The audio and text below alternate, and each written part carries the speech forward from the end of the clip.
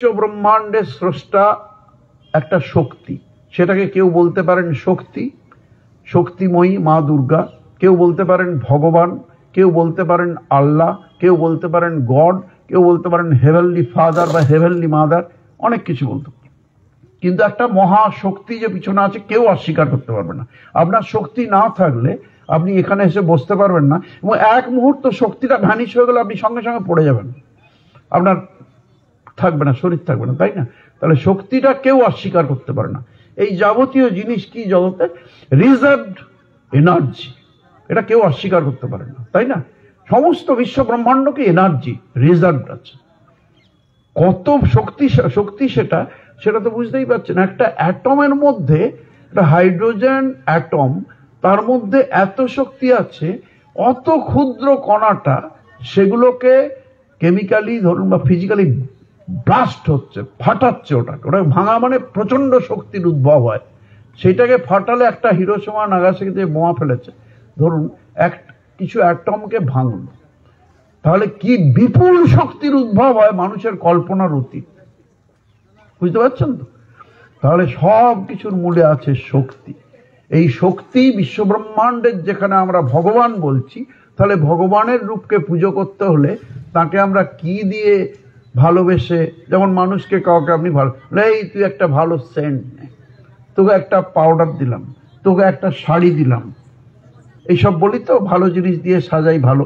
কেউ মাকে বলো, মা তোমাকে একটা আমি দামি শাড়ি এনে দেবো। ছেলেকে বললাম ভালো একটা তোকে স্কুটি, সে যা পছন্দ করে সেটা দিচ্ছে। তাহলে ভগবানকে আমরা কি দিয়ে করব? অনন্ত বিশ্ব ব্রহ্মাণ্ডের মূল রহস্য এই সাংখ্য দর্শন থেকে নেওয়া হয়েছে, যে ক্ষিতি, অপ, তেজ, মরুদ, বোম, এই পাঁচটা আইটেমের প্রতীকী। প্রতীকী তো সবাই বোঝেন, প্রতীকী যেমন দেশের প্রতীকী পতাকা, পতাকা হলো দেশের, ওটাকে অপমান করা মানে দেশকে অপমান করা, দেশ জননী। তেমনি প্রতীকী রূপ হিসেবে পাঁচটার আইটেমকে নিয়ে ভগবতী বা ভগবানকে আরতি করা হয়। সেই পাঁচটা কি? ক্ষিতি। ক্ষিতি মানে ধরুন পৃথিবী পদার্থ, তার গোলাপের গন্ধ দিচ্ছে। গোলাপটা কি? গোলাপটার গন্ধ মানে কার গন্ধ? পৃথিবীরই গন্ধ, তাই না?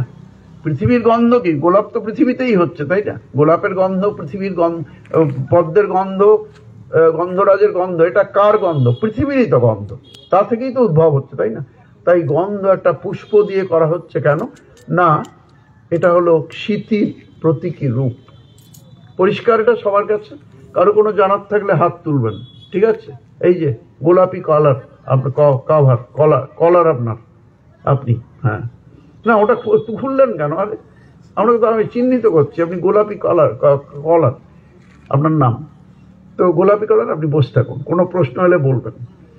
আচ্ছা, তারপরে অপ, জল দিয়ে করা হয়। আপনারা দেখেছেন জলজ একটা প্রাণী হলো শঙ্খ, আমরা শঙ্খ বলছি, আসলে জলের প্রাণী ওটা একটা, ও শামুকের মতো যায়, কেমন? তাহলে শঙ্খ দিয়ে জল নেওয়া হচ্ছে। জল নিয়ে দেখেছেন প্রথম এই যে করছে, প্রথম একটা জল নিয়ে, শঙ্খ নিয়ে এরকম করে তার আরতি দেবতার সামনে নৃত্য করছে, জানো, শঙ্খ। এটা দিয়ে তাকে অভিবাদন জানানো হচ্ছে, শঙ্খ দিয়ে তাকে স্নান করানো হচ্ছে না, জল দিয়ে দেবতাকে। তাহলে জল নেওয়া হচ্ছে। অপ মানে জল, অপ কথাটার মানে জল, বুঝেছেন? এই যে শাস্ত্রে আছে আপহ নারায়ণ, জল হলো কে? জল নারায়ণ। জল ছাড়া তো আমরা কোনো কিছুই চলবে না। শরীরে যদি শরীরটার ওজন কারো ধরুন 1 কুইন্টাল হয়, তাহলে 72 কেজি হলো জল, মোটামুটি 72 কেজি জল। তাহলে কতটা জল ভাবুন, বাকি অংশটা হলো ওই ম্যাটার।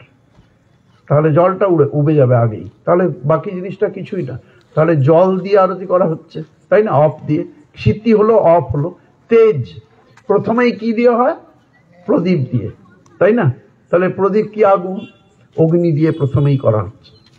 পঞ্চ আরতি হোক, 5টি আরতি হোক, বা 108টা আরতি হোক, সেগুলো দিয়ে আরতি করা হচ্ছে। তাহলে ক্ষিতি এই অগ্নি দিয়ে, মানে তেজ হলো অগ্নি, তো সেগুলো করা হচ্ছে। আমি বন্ধ করি, এখন বিজয়ার দিন তো আমাকে এত ফোন আসছে শত শত, এবং এত মানুষের, আমি সেখানে সেগুলোকে এখন বন্ধ রেখে আপনাদের সময় দিচ্ছি, বুঝেছেন? ওটাকে অফ করে রাখি এখন।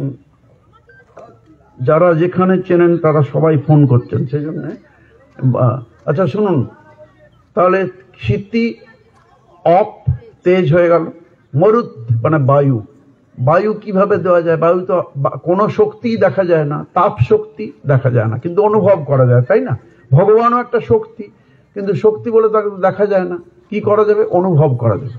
কেউ যদি কাউকে একটা চড় মারে, তাহলে সে বলবে চড় মেরেছে কিন্তু আমার লাগছে। চড় মেরেছে, তোমার কি হয়েছে? সে কি দেখাতে পারবে যে আঘাত শক্তির দ্বারা আমি আহত হয়েছি? কিছুই দেখাতে পারবে না। বাইরে আঘাত দেখালো বলে তাতে কি আছে, এটা কালারফুল হয়েছে, লাল হয়ে গেছে, তা কি হয়েছে? কেউ বোঝাতে পারবে না যে আমি আঘাত লেগেছে, আমার কষ্ট পাচ্ছি, ওটা কেউ বোঝাতে পারবে না। ওটা শক্তির ব্যাপার, তাই না? সেজন্য আলো দেখা যায় না, আগুন দেখা যায় না, বাতাস দেখা যায়, কোনো শক্তি তাপ দেখা যায় না, কিন্তু অনুভব করা যায়। তো এখানে ধরুন শক্তির প্রতীকী রূপ, এই তেজের প্রতীকী রূপ, সেটা হলো অগ্নি। এই অগ্নি দিয়ে আরতি করা হচ্ছে। তাহলে ক্ষিতি হলো, তেজ হলো, মরুত হলো, বোমটা কি দিয়ে, মরুত কি দিয়ে করা যায়? মরুত একটা দেখা যায় না কিন্তু অনুভব করা যায়। তাকে আমরা যে গরম করলে পাখার হাওয়া করি, তাহলে হাওয়াটা তো দিয়ে আরাম পাচ্ছি, হাওয়াকে দেখা যায় না। ওইটা তাকে চামড় দিয়ে দেখবেন, অনেক জায়গায় দেখবেন পাখা দিয়ে, মাকে চামড় দিয়ে আরতি করছে, পাশে দেখবেন কেউ কেউ পাখা দিয়েও করছে, তাই না? এটা করতে পারেন। পাখা দিয়ে কি করছি? চামড় দিয়ে তাকে, যেহেতু দেবতা কিন্তু তার শরীর অনেক সফট, সেই জন্যে তাকে পাখা দিয়ে না করে তার কোমল শরীর বলে তাকে আমরা চামড় দিয়ে করছি, মানে সফট জিনিস, পশুর লোম, তা দিয়ে সুন্দর করে তাকে আরতি করছি। এর একটা উদাহরণ দিচ্ছি এই প্রসঙ্গে। এটা হলো শ্রীরামকৃষ্ণ দক্ষিণেশ্বরে আছেন, এটা বলবো কি? শ্রীরামকৃষ্ণদেব দক্ষিণেশ্বরে আছেন, আপনারা বোধহয় নাম শুনেছেন, অক্ষয় কুমার সেন। তিনি কিন্তু আপনাদের বাঁকুড়ারই লোক। ময়না বলে একটা জায়গা আছে, সেখানে তার বাড়ি। হ্যাঁ, ময়নাপুর, তাই না? হ্যাঁ, আমি একবার দর্শন করার সুযোগ হয় তার জায়গা, কিন্তু বাড়ির লোকরা ওই জায়গাটা দিতে চাইছে না। রামকৃষ্ণ মিশন বা তাদের সংঘ আগে তো কেউ নেবে, তাদের দিতে এখন টাকা পয়সা বেশি চায়। যখনই জানে রামকৃষ্ণ মিশন নেবে, তাদের বাড়ির লোক যে একটা সংঘ করেছে ওখানে তার নামে, তাদেরও দিতে চাইছে না। কত জাগতিক বুদ্ধি দেখুন, যে এখানে এত বড় মানুষ এসছেন, তিনি শ্রীরামকৃষ্ণের ঘনিষ্ঠ সান্নিধ্যে ছিলেন, তার জায়গাটা একটা সংঘকে দিলে, ধরুন এই হোসলা একটা সংঘ, এই তারা দিয়ে দিলে ওটাকে ওটা সংরক্ষণ করবে, করে আস্তে আস্তে কত প্রচার হবে যে বাঁকুড়ায় ময়না তাঁর বাড়ি। তারা যদি দিয়ে দেয় তাহলে রামকৃষ্ণ মিশনও পরে একটা ওখানে জয়রামবাটির শাখা করে রাখতে পারে ইত্যাদি। আমি বলছি না, আমরা জোর করছি না, কিন্তু বাড়ির লোক কত সংকীর্ণ মনের দেখুন, তারা ওই জায়গাটা দিতে চাইছেন। তো ওই এতে ময়নার উনি ঠাকুরকে দক্ষিণেশ্বরে, উনি হলেন রবীন্দ্রনাথরা যখন ছোট তখন ওদের বাড়িতে উনি প্রাইভেট টিউটর ছিলেন, বুঝেছেন, পড়াতে।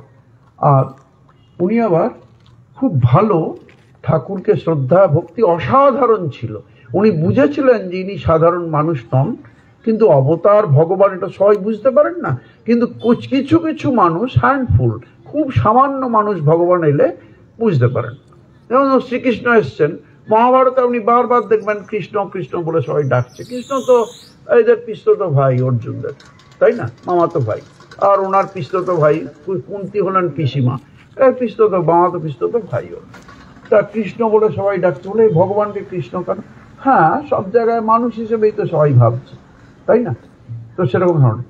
তো অক্ষয় সেন ওখানে যেতেন, ঠাকুরের কাছে যেতেন দক্ষিণেশ্বরে অবসর পেলে।